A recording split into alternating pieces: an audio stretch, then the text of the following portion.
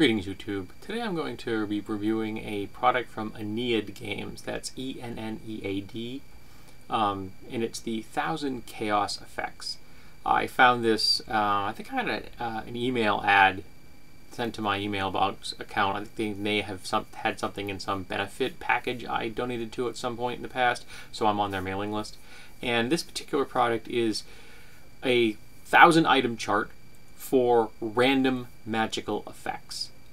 And it gives you some ideas about how these might happen. You're maybe playing a chaos mage, you could be a worshiper of a deity of chaos, you could have had some kind of cursed artifact.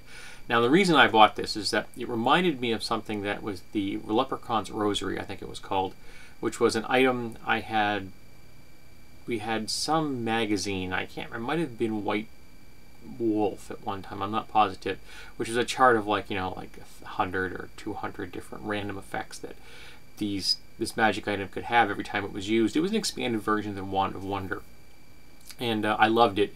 And this is in an age before the internet, and you had a mimeocopied of it, and I carried it around in my gaming notes, and I've since lost it somewhere.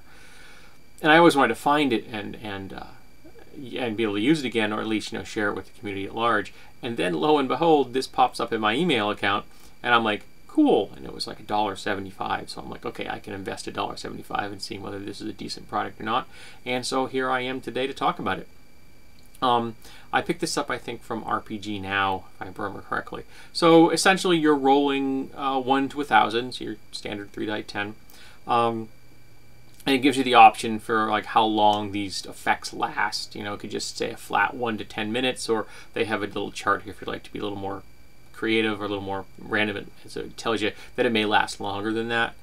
Some of these effects are permanent. There's one in here where if it goes off, the closest statue to you becomes real. You essentially cast stone to flesh on it, and it becomes a real living, breathing creature that is grateful to you. Now, interestingly, it's the nearest statue. So if you're in a place that has no statue, it's just going to be the nearest one that is now going to be on some kind of a quest to find you and say thank you, which could be interesting. But again, it's just, and they break this into 100 number sections so that you can, like 1 to 100, and then 101 to 200, things like that. For example, a beeping sound can be heard getting faster and higher.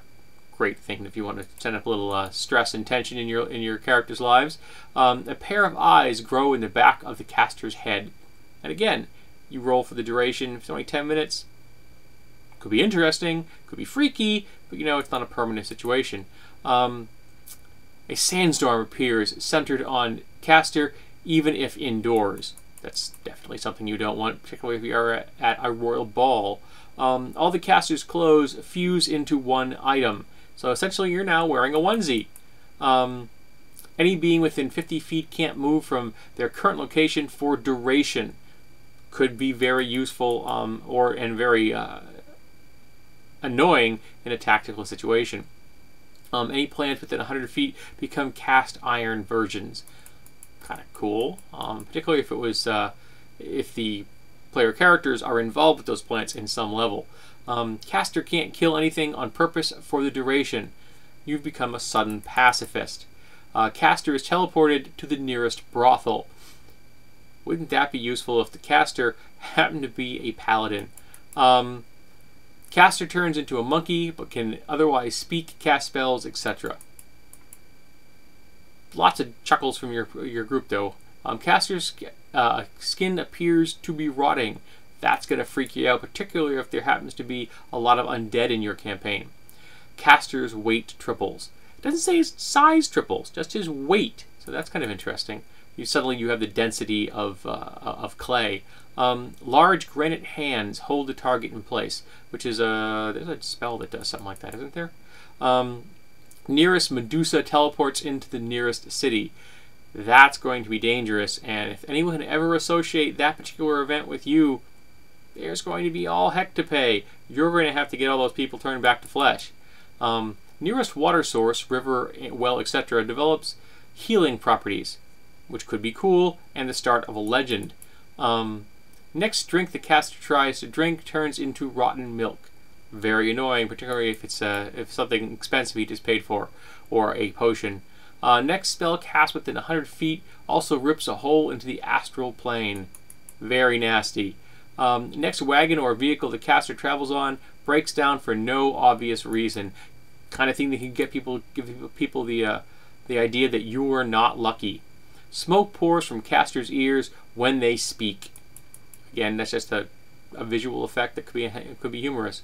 The caster swaps body with the nearest NPC.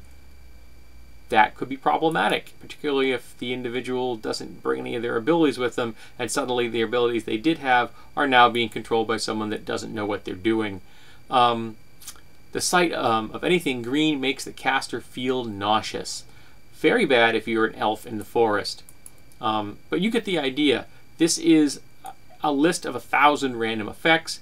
I definitely think that if this is something you are interested in as far as a player or a GM is concerned, that it's really well executed. I find it very entertaining. I didn't read all 1,000 of them, but I still think it very much reminds me of the Wander and Wonder and the Leprechaun's Rosary, which I read about oh so many years ago. So I think that if this kind of product is something you'd be interested in, it's a solid, solid hit. For the price they're asking, I don't think you can go wrong.